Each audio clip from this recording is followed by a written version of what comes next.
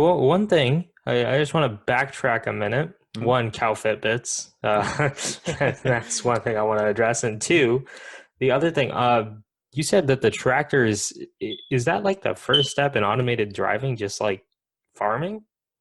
Pretty much.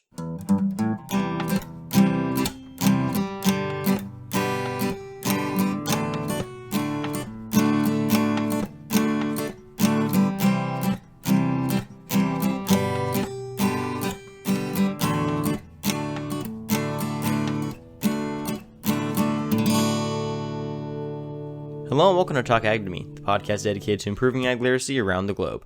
I'm your host, Brandon Black, and today's episode is yet another consumer conversation. This one is with another fellow podcaster of mine named Jack, and he runs That Pointless podcast. And he's going to get a chance to give his own little introduction and plug and all that kind of stuff, but I just want to preface this episode by first of all thanking Jack for coming on and doing this episode. He does a great job over on his podcast. We had a lot of fun on his episode. Make sure you go and give it a listen. Just a warning, it's not safe for work if that's not something you're into, but it overall is a fantastic project, and I really enjoyed being on it. The second thing I wanted to announce before we go into the episode is that I noticed recently that I got a notification from Anchor, the hosting platform that I run my podcast through, that I got my first supporter. Now, for those of you who don't know, the supporter system is something that I can run through my podcast that I've had on there for about a month now, but I haven't really advertised a lot just because it wasn't something that I really prioritized. But basically, there's a link at the bottom of every episode description that I post that has a support this podcast option. And when you press it, it takes you to the Anchor page and allows you to actually donate money to my podcast. It could be $1, $5, $10, and you can just like put in your name and card number, and then you can become a supporter for a certain amount of time. It could be for a month, it could be for however long you decide to do it. I didn't really advertise this because I'd never really considered my podcast something that I wanted to make money off of. I am making money off of it because of the ads, and that's all well and good and everything.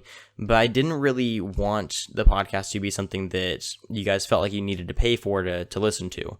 I added the supporter option in there to the bottom for anyone who wanted to support me if they wanted to find it. And we actually got someone. My first supporter's name is Faith. That's all the information I have, so I don't really know how to thank that person, but I just like to, make it public on this episode that I really, really appreciate the support. Faith is she donated $5 for a month, which I am so grateful for, and I can't thank you enough. So, thanks again, Faith, whoever you are. And for the rest of you, don't feel like you're obligated to support me by any means. Like I said, this podcast is a free service. You guys are more than welcome to listen to it without any kind of financial support, and I'm perfectly okay with that. Any financial support is appreciated because it all goes back into the podcast. It all goes back into this ag education project. And it's always nice to see that level of support and that you guys are really interested in this and that you guys have faith in the idea that I can do something powerful with this. And so I really appreciate that. But again, it's not an obligation. It's not a requirement.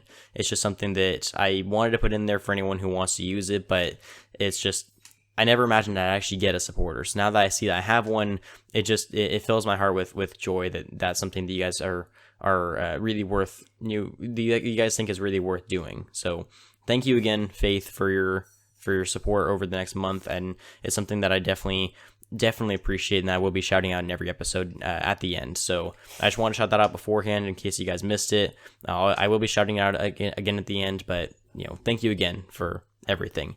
Now here's the episode. Hey guys, I'm Jack Vartanala Krishna. I'm from That Pointless Podcast. It's a podcast where we bring on guests and we interview them with really, really, really messed up questions. It's a comedy podcast. So if you guys are interested, go check that out. At That Pointless Podcast on Instagram. Go follow us. We put most of our updates over there. Yeah, just chill. Awesome. They're like everywhere. So. Well, yeah, I'm happy to have you on, and it was nice of you to reach out and show an interest in the podcast. So oh yeah, man. Before we jump into things, and like I said, I'll give you a chance to plug your podcast at the end and all that kind of stuff, and we can go into that in some more depth. But in terms of the conversation, with every guest I bring on here, because I bring on people who don't tend to know as much about agriculture, I tend to ask the same question to start off with. So Jack, what, if any, experience or knowledge or interaction do you have with agriculture and farming? So I don't have much with farming, but I do have some restaurant experience. I've interacted with like food producers and stuff like that. and suppliers because I used to, back when I lived in Omaha, I was a marketing and small business consultant. So I would talk to food suppliers nearby, and I would talk to them and figure out like what specific health benefits, that kind of stuff their food had. I would talk to other like nutritionists and things and get that kind of stuff for particular like marketing things for different restaurants that I would go do that for. Awesome. Well, yeah, that sounds like you have, a decent amount of experience with the end of the food chain, which is the retailer slash consumer side. Yeah. So since you have that experience, are you familiar with the entire food chain, where the food starts and what steps it goes through to get to the plate?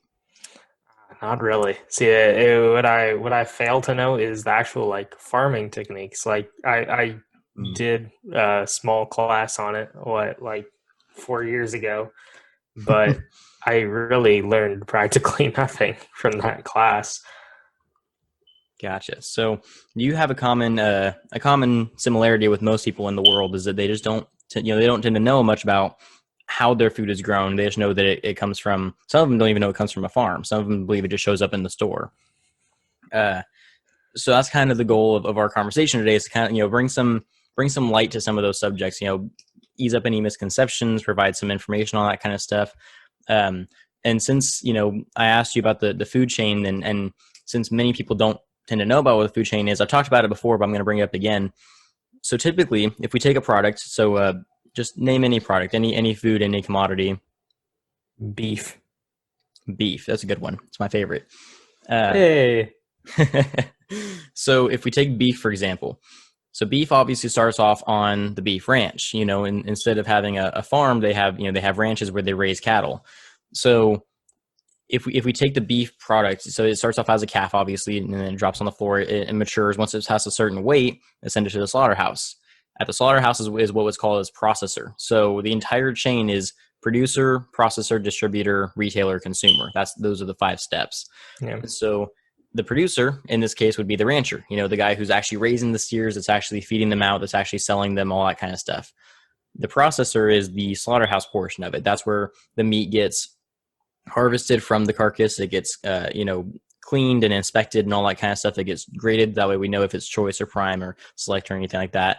And then from there, it gets pushed out into the packager and then to the distributor. And the distributor takes it then to the retailer. And that usually is the slaughterhouse thing kind of like what they do at Costco? I don't know. I'm just asking. So when you say what they do at Costco, what exactly are you referring to? Like in the back, like the meat shearing room or whatever they call it, they're like chopping everything up and shelving it, that kind of thing. That's just retail, or do you guys count that as like actual butchering or whatever? So that's a form of processing as well. They don't take live animals obviously and slaughter them back there, but they will do cuts. Like maybe they have larger cuts and they want to make smaller cuts out of them, or maybe they're doing trimming. That's still considered a form of processing.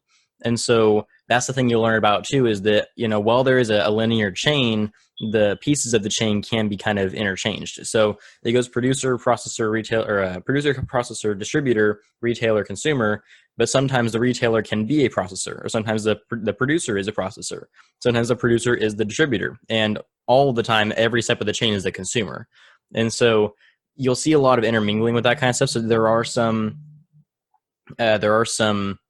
what's what I'm looking for? There are some aspects of the parts of the chain that are kind of similar to others. So like you mentioned, the Costco is trimming meat or that kind of thing. They will consider that processing for logistics purposes, but it's not the same thing as like a massive slaughterhouse facility. Ah, I see. So it's like a minimize one, just in-house production for a little bit, just to prime everything.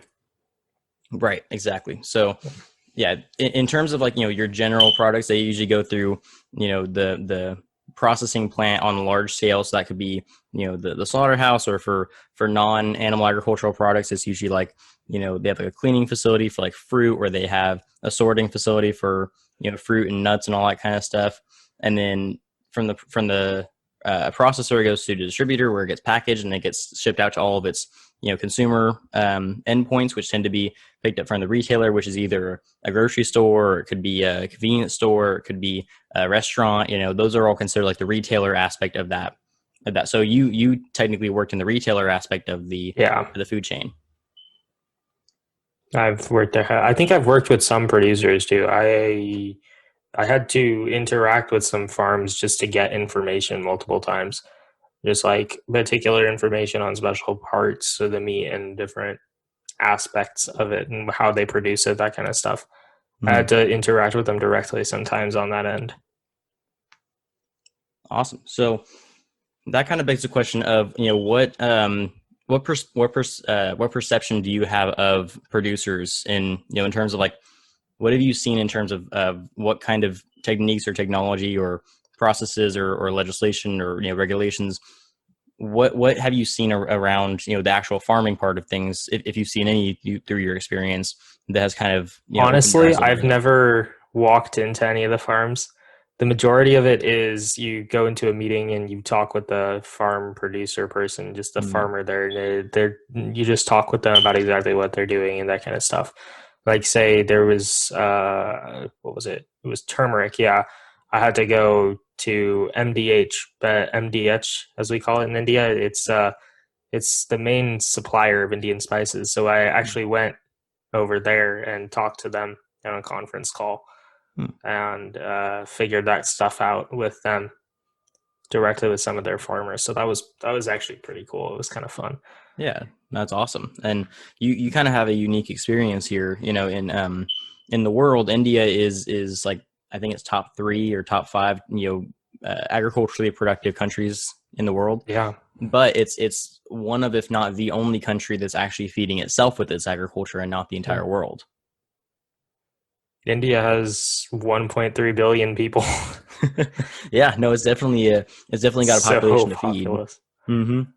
But if you take like the United States, for example, where I'm from, yes, we consume a lot of our own product, but we also do a lot of trading, and that's for public relations reasons or to get products that we don't have here or whatever.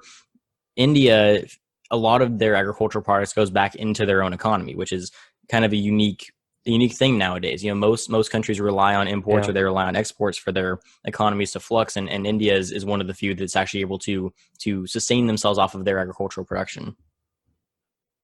There's a lot of much smaller farms there actually. There's the Mm. large farms, but then if you go into South India and stuff, a lot of people actually have smaller farms. Like my grandpa has a farm there, Hmm. about like an acre and a half of land. He just farms that area on his own. He has like a few chickens, and it's like he will sell that in the market himself. Hmm. So it's not like a company sanctioned one. It's just independent, and that happens a lot in India. So there's a lot of independent sellers and stuff. Wow. Yeah, no, that's definitely a different, like, you don't see a whole lot of that kind of stuff here. I mean, there are still small farmers, and there's farmers markets and that kind of stuff for small farmers, but kind of a rapid trend that we're seeing is that small farms are starting to kind of die out and larger farms are starting to take hold. Yeah. A lot of that has to do with regulations or economic strife or that sort of thing. There's an abundance of reasons as to why that kind of stuff is happening, but it's definitely a common trend. So yeah, so in terms of your, so, like you said you've interacted with these producers before, and you kind of gotten to, talk to them about, what they're doing and the health effects of their food and that kind of stuff. Has has your interaction with them raised any questions about, agriculture? Like, have you wondered anything about what they're doing, or have you wanted to learn more about anything that they have up their sleeve? In particular, I've always wondered about how like the machines in particular that they use, the software is, there's a lot of technology involved with agriculture, Hmm. as per what I've heard. I mean, I know one farm that bought like what, 50,000 worth of just tech one year. And it wasn't even like tractors, it was just tech just to help maintain and analyze all the parts of the farm. Hmm. What sort of stuff is this that they're buying? Oh man, the list goes on and on and on. I mean, you hit the nail right on the head. Agriculture is so much more technologically advanced that people tend to realize, and there's just so much going on there that would blow your mind. So we have, I mean, just to name a few examples, we have drones. We use self-driving tractors. We use a lot of artificial intelligence. We use robots for things like milking and some forms of crop care. We Yeah. have a newer development called precision agriculture, which is technology based around the idea of being able to sense, like you put sensors out in your field and it's able to detect things that normally wouldn't be able to be detected in the field. So like microorganism count, the presence of insects, moisture levels in the soil, the level of heat that the plants are receiving from the sun to tell them if you're getting enough sunlight. I mean, like there's so many things that they can determine, and it's so precise. That's why it's called precision agriculture. Yeah, it's crazy. Oh my Oh God. yeah, like the amount of technological advancement in agriculture has just skyrocketed over the years, and people tend to not even realize that it's happening. Yeah, I've seen like there was like Microsoft ads going out too, like what, like Hmm. last year, where they Yep. just used drones for particular analysis of different farms and areas, and they would scan the area, they would check for different crops, and they would figure out what crop would be ideal to grow there. Hmm. That's just impressive. I mean, Yeah. No, it's wow. it's it's definitely something that is. I mean, even a lot of farmers today are surprised by how much technology can do, and so like we're even seeing a kind of a new generation of agriculture that's having to work together with other industries it has never worked with before. So you have computer scientists, you have engineers, you have these Yeah. programmers and all these different So careers it's that. a whole quaternary industry sort of thing that they're Hmm. just interacting with primary. It's like a whole sector change. Hmm. And a big part of it too is that people tend to think of agriculture as a very simplistic, like if you want to be involved in agriculture, you have to be involved on the farm kind of thing.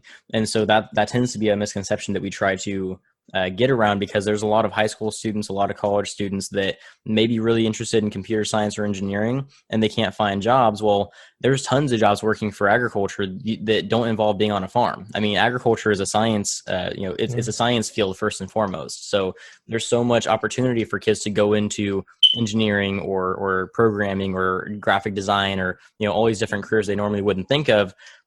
It's just for production of food purposes instead of just general purposes. Yeah. So yeah, no, that's definitely one of the more interesting conversation pieces that people tend to attract to is the technology involved in agriculture. And What sort of robots do you guys use? so the robots that we tend to use they vary. There are robots that are used for a variety of different things. We have so there's actually a company based out of the United States called it's literally, I kid you not, called the Small Robot Company, and they design robots with names. So they have I think it's Tom, Dick, and Harry, and then they have like the overwhelming like the overarching AI. Her name is Wilma, and Hmm. these three robots, they all have different purposes. Like I think one sprays fields, one monitors for insect life, and then like one detects like moisture level or something like that. They all have different jobs. But we even use robots for our drones and for our tractors. That's how we drive our tractors. That's how we operate our drones to scan over certain areas. A lot of that is artificially automated. And so we even we use robots for milking. So we have a robot that will actually put the milking machine on the cow's udder. We have a robot that will spray the cow's udder with iodine to disinfect it. We have robots that will actually track how far that cow has walked and how many calories is burned off and how much it's Wow. eating. And I mean, like the level of precision that we've been able to attain with robots, and not only that, the labor force that we've been able to save is huge. And that's kind of one of the more controversial arguments about it, is that yes, we're adapting to newer technological advancements, but we're taking away jobs from people, which isn't really the truth, because there's still a ton of jobs for people that they're not filling. People don't want jobs in agriculture, so we build robots to replace them. Yeah, it makes sense. Well, one thing, I just want to backtrack a minute. Mm-hmm. One, cow Fitbits. Mm-hmm. That's one thing I want to address. And two, the other thing, you said that the tractors, is that like the first step in automated driving, just like farming? Pretty much. I Oh mean, my God. this is so. Are there, right now, is it like level 5 autonomous for tractors? I'm not fully aware of what level we're at now, but I know that. So basically, the way the tractors work is they have a GPS built into them, and so you could program the GPS from your office or from wherever to the course the tractor needs to take, and then it just follows that course. And there doesn't have to be anyone driving it. Doesn't have to be anyone who's marking where it needs to be going. You just point the basically it's like your Roomba almost. Like you draw out the path for it, and then it'll follow that path.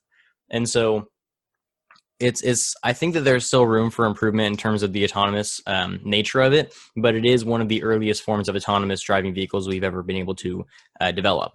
And so that's kind of the thing that I always like to tell people is that agriculture is kind of the pioneer of technology in a lot of ways. I mean, there's a lot of industries that are not nearly as technologically advanced as agriculture that people tend to think would be, like the automotive industry. The automotive Yeah, industry isn't nearly as it's advanced as agriculture crazy. in terms of technology. Yeah, I can't believe that. That's amazing. Oh my God. Wow. That's new news to me. I used to be really interested in tech, so this is like, wow. Okay. Yeah.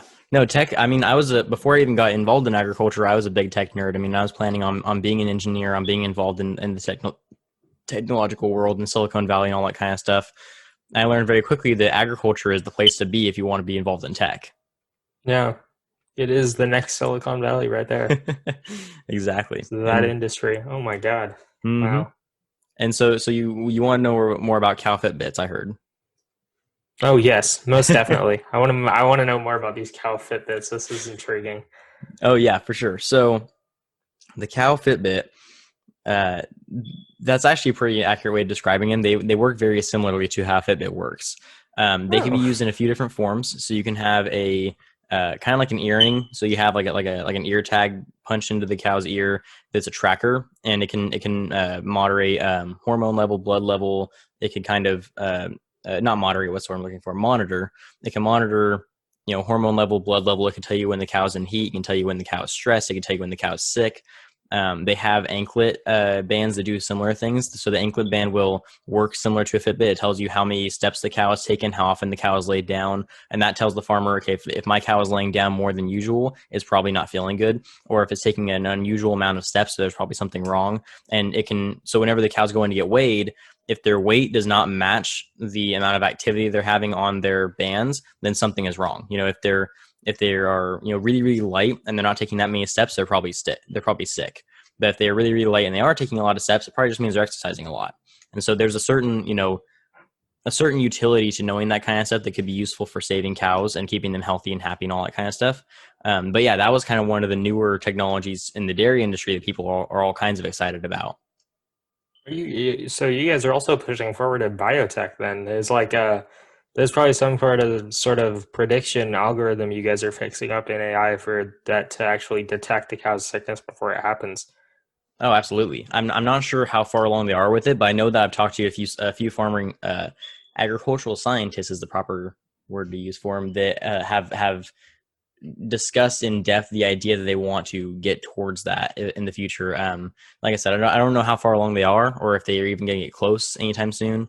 But yeah, that was definitely something that is potentially down the pipeline. How do they make sure the cows don't run away? This is what I don't understand. There's not like normally when you go to one of these farms, there's not like a fence, really. In the foothills, no, there's not really a whole lot of fencing keeping them in enclosed. On your average dairy, though, they're kept in corrals, so they are fenced off. Yeah. But yeah, in a lot of like dairy operation or in a lot of beef operations, they have them out in the foothills and they have them turned out to pasture, and they don't have any kind of fencing around them. They just kind of let them roam free. Um, Cows are or cattle, excuse me. Cattle is the proper way to describe them because bulls, steers, cows, heifers, they all behave the same way. They're routine animals, and so if you can train them to follow a specific routine, then they will they'll follow that routine for basically their entire lives. So basically, that's how we get them broken to walking into, because we don't push the cows into the milking barn. They kind of just walk themselves into the milking barn whenever it's time to milk, and we can train them to know when that is. And so we can do the same thing for those cows that are wandering out on the hills. If we train them to know where their food is and where their home is, and it starts out young, obviously. When they're a calf, you walk them up there and then you walk them back, and you walk them up there and you walk them back. You get them in this routine of this is my home. Yeah, they'll wander pretty far to try to graze, but they'll know where they need to come back when it's safe, and so they will. Whenever they have a calf, whenever they're pregnant, whenever they're sick, anything, they'll come back home, and that way that we can treat them or take care of them if we need to. Crazy, man. I never thought cows were that smart. Well, most animals have some level of of routine in their head. It's almost instinctual that they have to follow some kind of routine to stay on track with their circadian rhythm and all that kind of stuff. Cows are no different, but they are very That smart. does make sense. Yeah. So, in terms of technology, was there anything else that you had questions about or were curious about? Not really. Hmm. I'm trying Awesome. to think. What's the irrigation systems like in that? What's that area? Because do you guys use computers to actually like figure out what places to irrigate, or is that just like an automated, it goes at this time no matter what kind of thing? It depends on the operation and the area of the country. I'm basing all of this off of the United States standards because I know that different countries had different types of technology, obviously, and different practices. Yeah. But in the United States, it depends on which state. Because in California, obviously, we have a drought, so we're not really held to the same standard of irrigation that every other state is. In terms of, Is there farming in California still? we're Like other trying. than cattle farming? No, there actually is. So California is, this is another little known fact. California is the most agriculturally productive state in the entire country, Oh and it my. and it's I think What? it's the ninth largest agricultural economy. Like if it was its own country, it'd be like the ninth largest economy in the world or something like that. Um, Yo, it's that's it's one of the most ridiculous. agriculturally productive regions in the entire world, despite being a state. But then it makes sense why Silicon Valley's over there now. Okay. So Wow. So yeah, that's kind of, and that's another misconception too, is that, I mean, even Californians don't realize that there's farming in California. That's how buried deep it is, but it's everywhere. I mean, you can't go anywhere in California without seeing a farm of some kind. People tend to realize, like you mentioned, cattle, that's a big thing here. But people tend to, acknowledge that we have a lot of wine and we have a lot of grapes and we have a lot of oranges, but we grow just about everything. I mean, there are very, very few crops that California does not grow, like bananas, cocoa beans. I think like more of those tropical crops don't get grown here, but we grow. I mean, pretty much any fruit, vegetable, or animal, if you name it, we grow it somewhere. Damn. That's impressive. Wow.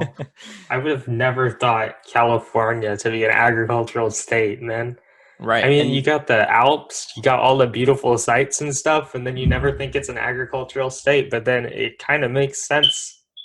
hmm no, it does. Oh, And so it depends on where you are. Like this is kind of the unique thing about California and why it's so powerful as an agricultural state is that it has every possible climate. I mean, somewhere in California there is a climate suitable for growing a specific crop.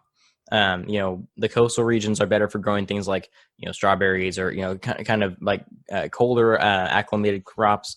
Whereas like up north, they have a lot of more like heavy water based crops because they can afford to. They have water up there.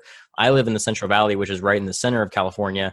We grow a lot of tree nuts like almonds, walnuts, pistachios. We grow a lot of fruit like oranges, lemons, all that kind of stuff.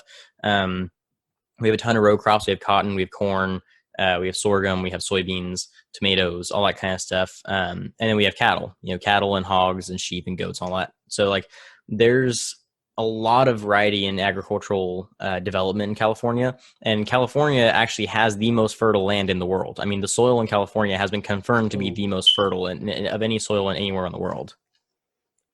wow. I thought that was like Mesopotamia area because that's not what they teach you in school. They're like, that's where agriculture started. I thought that was the most fertile. It was. California. Damn, man. Yep. So Mesopotamia California's used a to be. friggin' powerhouse. Yep. No, it's definitely, and that's the other thing too that why it's an important conversation to have is that people tend to not realize, not just where their food comes from, but how much how much of our land is put into producing their food. You think of California as Silicon Valley and the Alps and Hollywood and Sacramento and all that kind of stuff. People completely forget there's an entire center part of California that's entirely dedicated to growing food. And, Yeah. I can't say I blame them because, how exciting is farming compared to Hollywood? But it's an Surprisingly pretty exciting. that's an important conversation to have, and people tend to just miss the mark on that thing. But like I said, I can't really blame them. Yeah. So I think yeah, farming sort of gets a bad rep in schools these days. It does. I Yeah, completely they agree. they particularly like say primary industry, and this is like the lowest level of production, that kind of thing. But Mhm. now it's really not.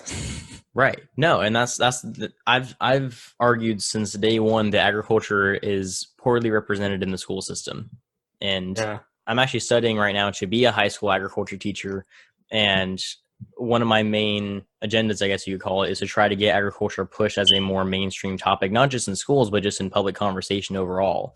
You know, I don't need people to be out there supporting farmers every day, but at least being aware of what farmers are going through and how much work is being put in and how much, you know, basically how much we're investing into food production, because the number of farmers is decreasing, the number of farms is decreasing, the size of farms is going up, which is good, kind of, I think. But like, we don't have that much land left to produce food with. If we keep talking about agriculture as if it's not important, then it's going to go away, and we can't have that because then we won't have food. yeah, that would be a very big problem. Right.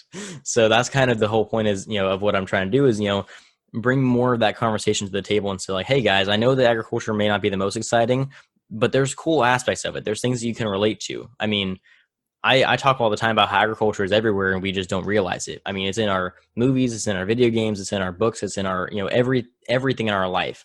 And not to mention, just in the things that we consume, but also in just everything around us. I mean, I'm using a wooden desk right now. That's agriculture. Lumber is agriculture. The metal that was used to make my computer, that was all mined from a cave, which is considered agriculture. I mean, Really? oh yeah. Oh my God. Mining is considered agriculture? I thought that was a completely different industry.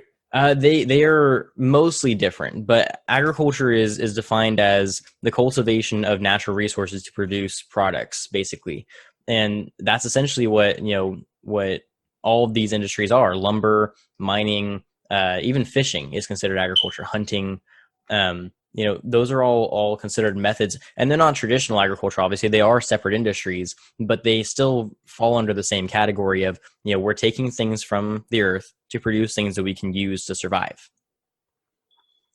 Yeah, I think one thing we just need to do is just take agriculture and redefine it. Yeah, no, I would say Yeah. so. I mean, I never thought fishing was a part of agriculture. No, there's massive fish farms up north, up north in California. Oh yeah, because there's like those giant oh, they have like giant what, breeding nets kind of thing. Yeah, they're called hatcheries. And then they do that thing in India where they go out with fishing boats and they have like, oh yeah, they have the giant nets that they swim through the water. I remember Hmm. those.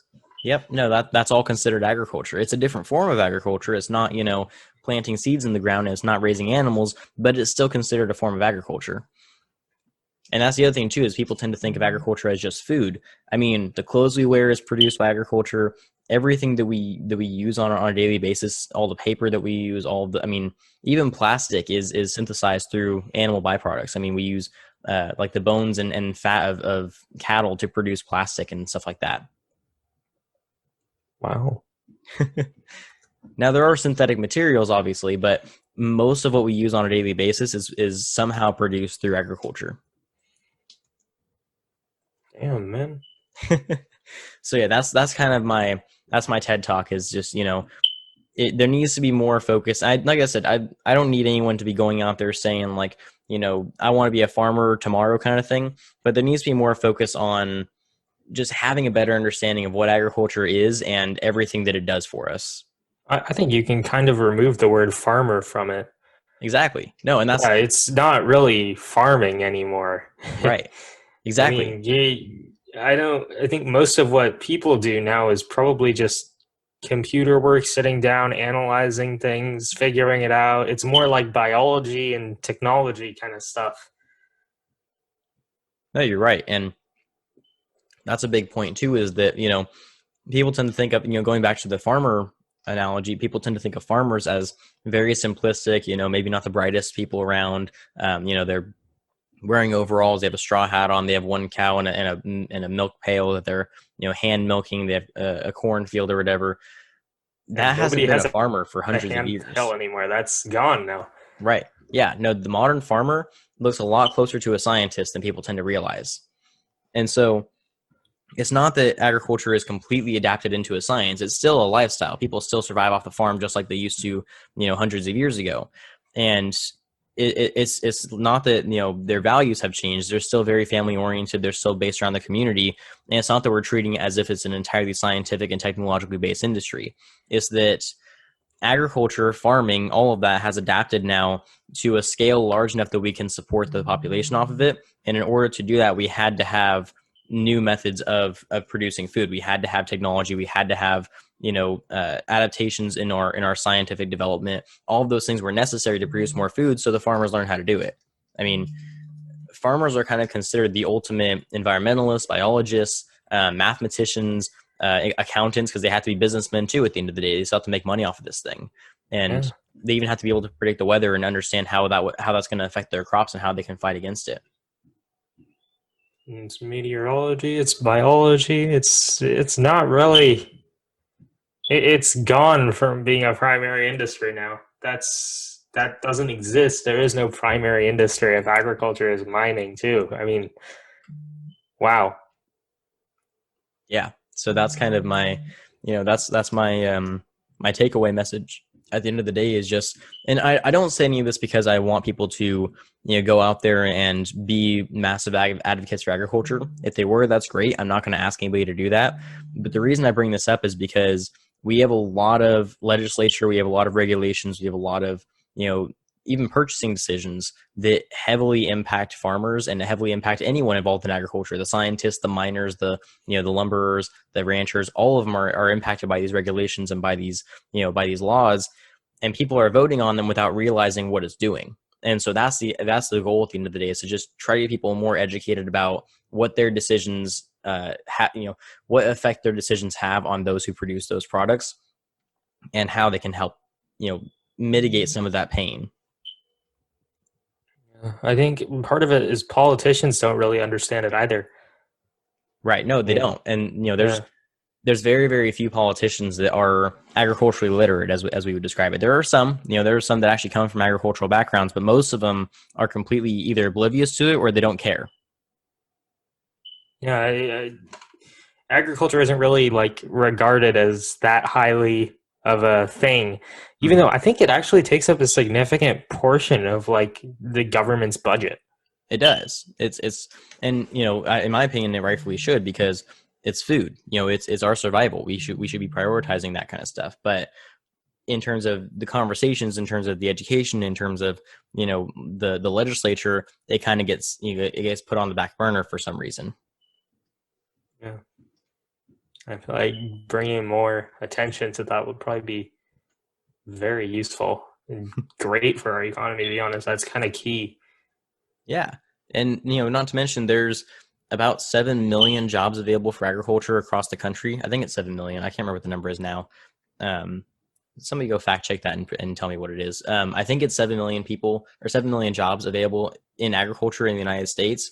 There's this massive, obviously right now things are different because of COVID and everything, but there's this massive disparity of not having jobs available for everybody. There's tons of jobs available, just nobody knows about them. I think part of it is also agriculture's presence in job fairs and stuff. Normally I went to a job fair last week now with one of my friends. I wasn't looking for a job, but he was.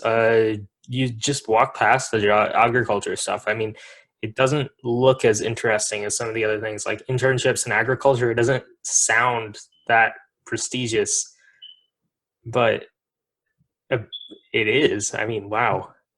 Yeah, and so agriculture has been. This is kind of the problem that agriculture has been facing in terms of it being their fault, is that agriculture is really, really bad at making themselves sound good. And so it's not that hard, as we've seen. There are ways to make agriculture appealing to people.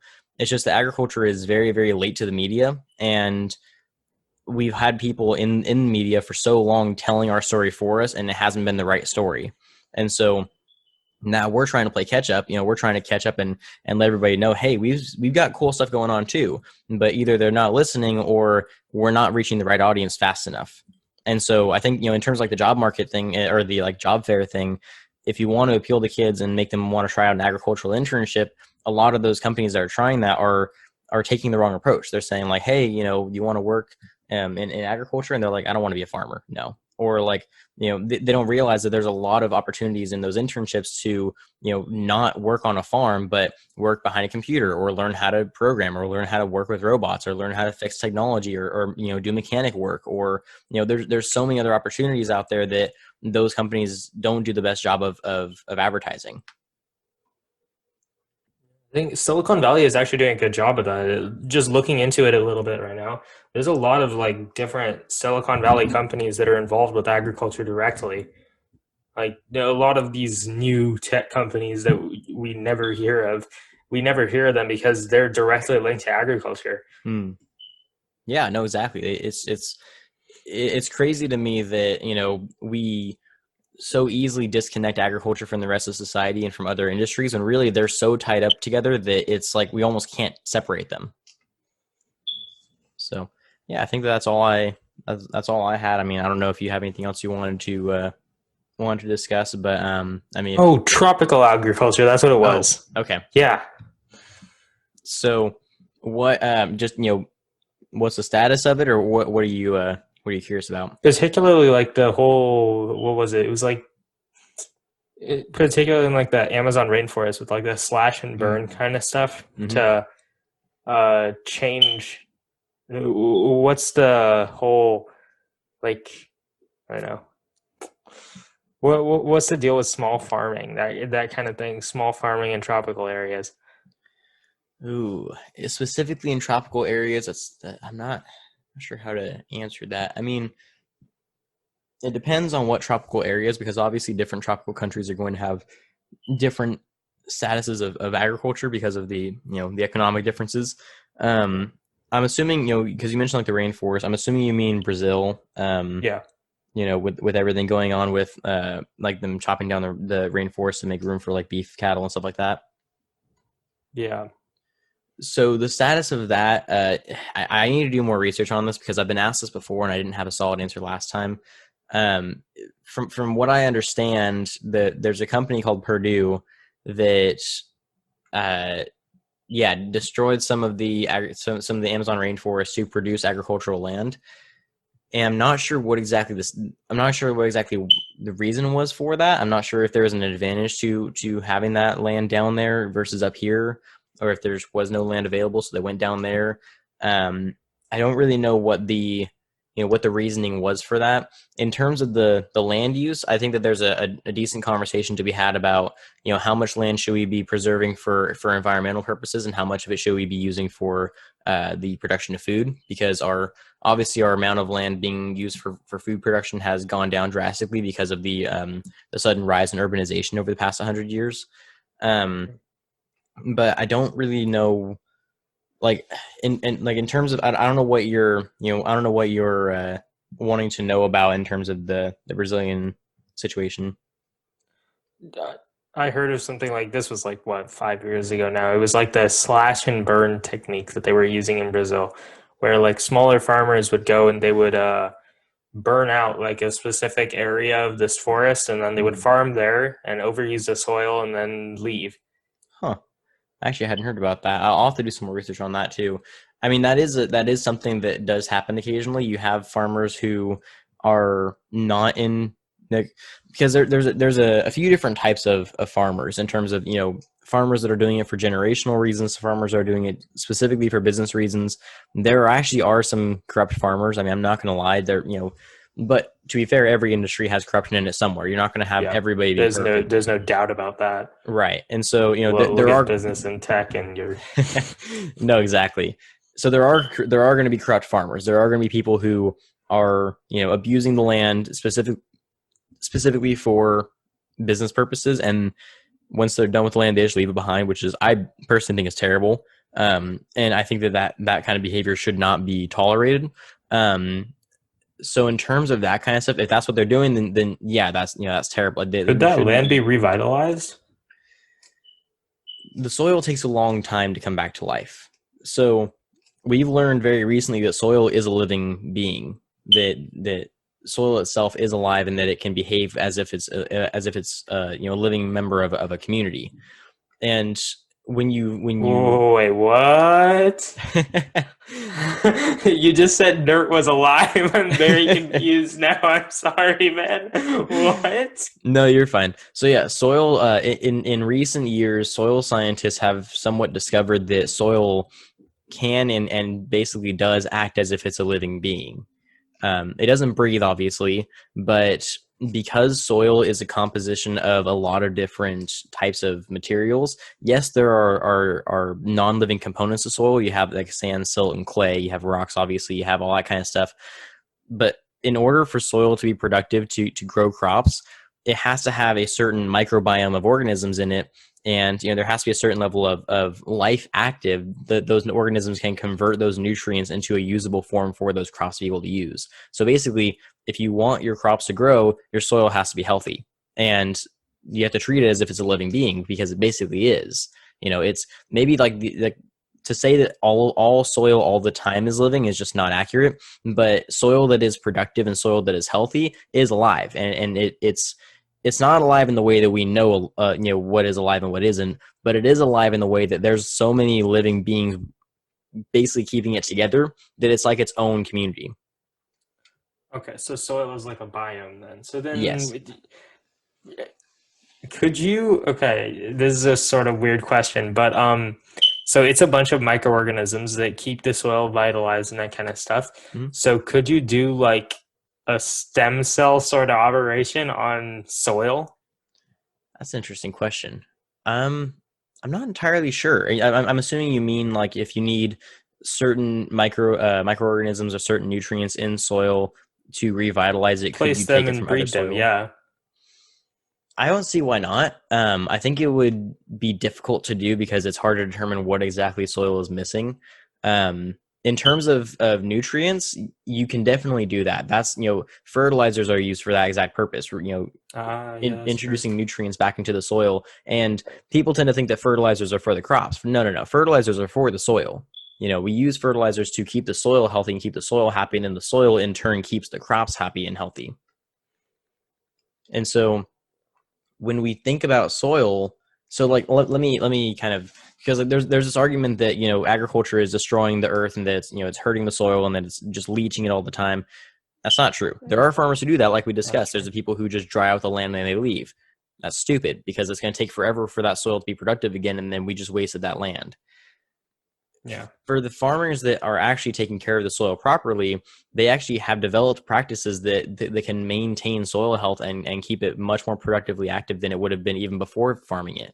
And the way they do that is they use cover crops, they use genetically modified crops, they use fertilizers, they use technology that can take nitrogen out of the atmosphere and put it back into the soil to revitalize it. And so Sounds we have techniques like that, and we have what's the methane digesters are another example of that kind of thing too. So that one's not as related to soil. That one's more on the dairy aspect of things. But there's complaints about dairy cows producing too much methane and it being dangerous for the earth. Well, for one, that's it. Yes, dairy cows produce methane, but not nearly as much methane as other industries. That's a whole other topic. For two, farmers are actually producing new technology that can convert methane into energy, and they've been using that. They've been actually containing all of the methane that comes from the dairies, and the they turn it cows power themselves. exactly. Yeah, the cow farts are keeping the lights on. Yeah. Yeah, so it's really interesting stuff in my opinion. I think it's really, really cool. Yeah. And so with all the concerns about the environmental impact of agriculture, I can understand why people would be skeptical of it, but there's a lot of really, really cool science being used to make sure that stuff doesn't happen. We have crops that are actually keeping the soil alive instead of vice versa. You have no-till practices, which are newer. It's called regenerative ag. It's the idea that instead of tilling your farm every year and crop rotation, all that kind of stuff, you don't touch the soil. Like you can replace the crops, but you don't touch the soil, because as soon as you damage the soil, you have to restart with those microbiomes. And they had different levels of no till. There's minimum till. There's low till, but there's not like not everything that is no till is completely no till, if that makes sense. But those methods are used in attempts to make sure that the soil health is the number one priority, because if the soil health is good, you don't have to worry about your crops half the time because the soil will take care of them for you. I do have one last question on the topic of environmental stuff. Mm-hmm. What do you think about urban integrated agriculture? I think that's what it's called. Mm-hmm. But what do you think about that? I think it's a good thing personally. I think that urban agriculture is a net good. I don't personally think it's as sustainable as rural agriculture just because it's very difficult to integrate on a large scale. There's definitely a place for it and it's definitely useful. And I hope that in the future we can find ways to integrate it more. That way, if by some miracle we actually do run out of land, which probably isn't as far away from a miracle as it sounds, we have other methods of sustaining ourselves. In terms of the environmental impact of it, I'm not entirely sure what the environmental implications of urban agriculture are. I guess it would just depend on what is meant by urban agriculture because there's a lot of different forms of it. There's hydroponics, vertical farming, rooftop gardens. My main hydroponic is my main kind of thing. I was into agriculture for like a year, so I got really interested into this and hydroponics and stuff, where you would grow like the trees and separate plants on the building itself. So you would design the architecture around greenery and environmental safety. So then the building would have a net carbon input, right?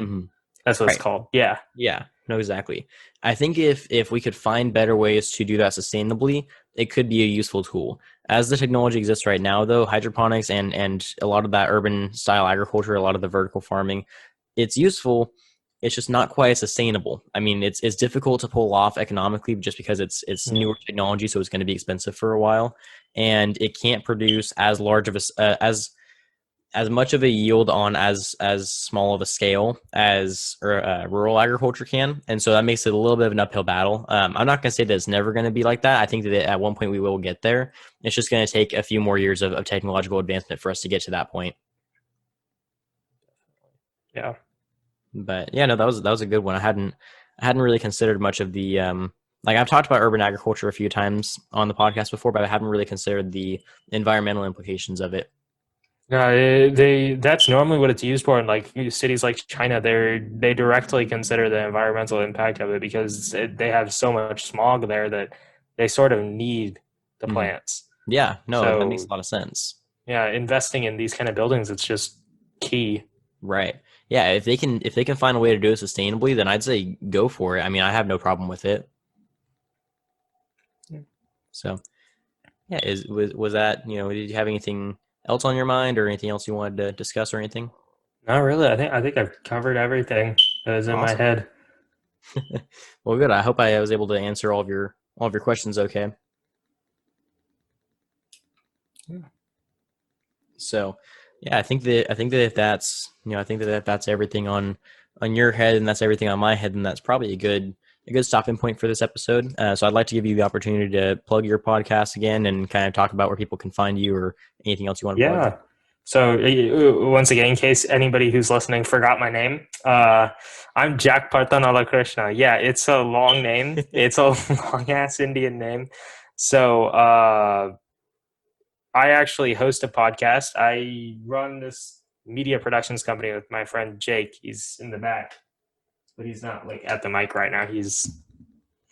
That kid loves Taco Bell. I don't know why, but either way, yeah, we run That Pointless podcast. Eventually our company will come out with a few more podcasts. Right now it's just That Pointless podcast. What we do is we bring on people and we do an interview with like a twist. So it's like a normal interview, but with comedic questions. So we'd ask people questions like, what do you think Hitler's followers thought of him? Or I can't remember actually. There's some good ones on there, but you can take a listen to it. It's anywhere: Spotify, Apple Podcasts, Anchor. I don't remember what the other places are, but it's pretty much everywhere. Also, we're at That Pointless Podcast on Instagram, and we like post all our info on there. So if you want the latest updates, just go follow us over there. There's also bonus content there, so there's some random stuff we post on there. Nice catch. Yeah, that's pretty much it. Awesome. Dope podcast. Go So check yeah, it out. yeah, you guys go ahead and go over and show them all the attention they deserve. I'll be putting all the links down in the description so you guys can check it out. I haven't personally gotten a chance to listen to it yet, but I did take a look at it. It does look really fun and really interesting, and I plan on listening to it some more. Yeah. Um, It's real short episodes, mhm. 20 minutes, 3 times a week. And we just give you a chance to take 20 minutes of your day and laugh for a bit. Awesome. Well, yeah, I'm looking forward to tuning in. I hope you guys are too. Thanks again, Jack, for coming on here and Yeah. and talking ag with me. I hope you guys really enjoyed that episode as much as I did. It was definitely a lot of fun. Again, go check out Jack. Show him all the attention he deserves. Go over to That Pointless Podcast. All the links will be down in the description. And again, I just wanted to close out this episode by thanking Faith, my one supporter, for the $5 a month donation that they provided me. I'm again, this is no obligation, this is no requirement for you guys to support me in that way, but it always is appreciated because it goes back into this project at the end of the day. So yeah, thanks again to all of my faithful listeners and all of my great supporters and all of my all the people who have been guests on this podcast and will continue to be guests on this podcast. Jack is going to come back for a second episode we discussed, which is awesome. I'm super excited about, but yeah, I think that's all I have for you guys. So thank you again so much. And don't forget, if you ate today, thank a farmer.